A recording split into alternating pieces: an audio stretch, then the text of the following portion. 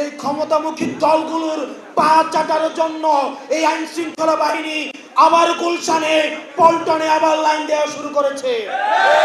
সুতরাং প্রশাসন এবং পুলিশকে বলবো, আপনারা নিরপেক্ষ অবস্থান বজায় রাখুন।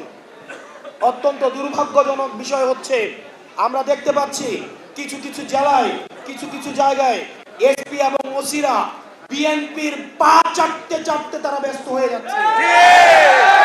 বিএনপির প্রার্থীদের সুনজরে পড়ার জন্য তারা ব্যস্ত হয়ে যাচ্ছে।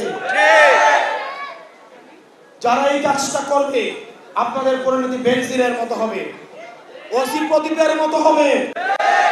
আমরা গুলির মুখ থেকে ফিরে আসা, আমাদেরকে ভয় দেখায় লাভ নাই।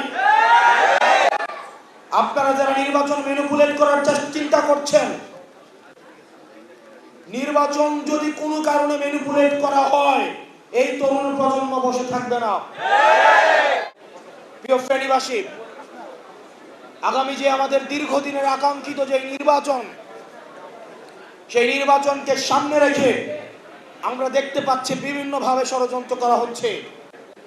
ভারতে বসে ষড়যন্ত্র করা হচ্ছে, ষড়যন্ত্রের জাল বিস্তার করা হচ্ছে।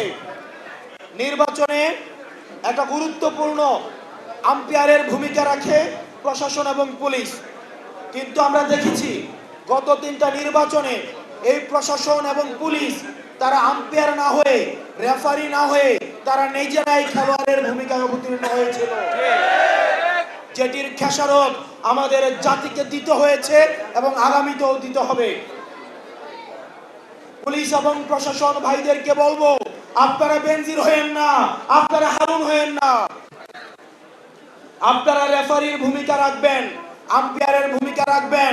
আপনারা নিজেরা খেলোয়াড় হইতে আসেন না, তাহলে জুলাইয়ের জনগণের যেই তীব্র বিক্ষোভ, যেই ক্ষুব্ধ হয়েছিল, সেটি আবার এটির পুনরাবৃত্তি ঘটবে।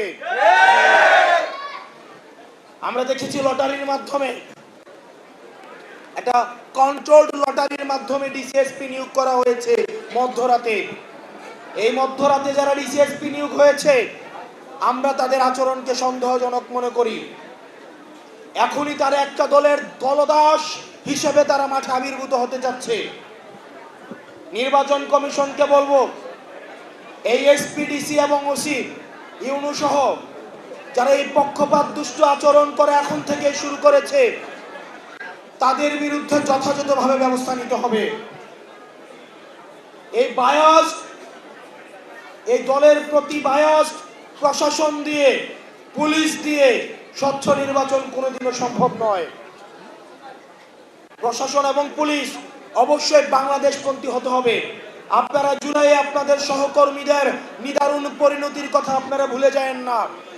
আপনারা বাংলাদেশপন্থী থাকুন। আপনাদের কোনো দল হওয়া উচিত না। আপনারা বিএনপিরও না, জামাতেরও না, আপনারা কোনো রাজনৈতিক দলের না, এনসিপির না। আপনারা হচ্ছেন বাংলাদেশের।